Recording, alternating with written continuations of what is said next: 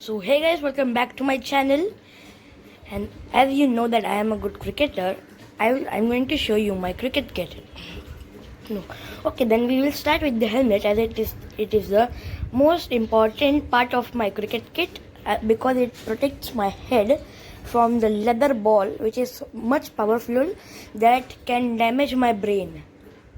Second is this chest guard. Chest guard protects my chest as I am a beginner and the ball hits the chest, which can cause me some problems for my rib cage, or my lungs, or my heart.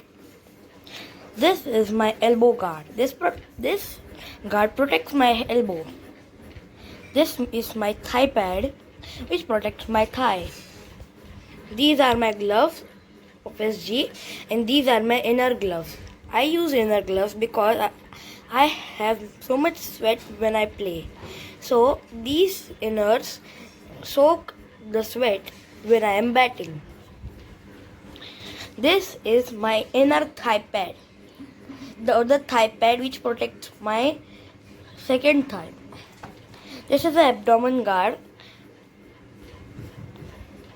These are my pads of SS Maxi. I like these pads and it is also easy to wear. Thank you.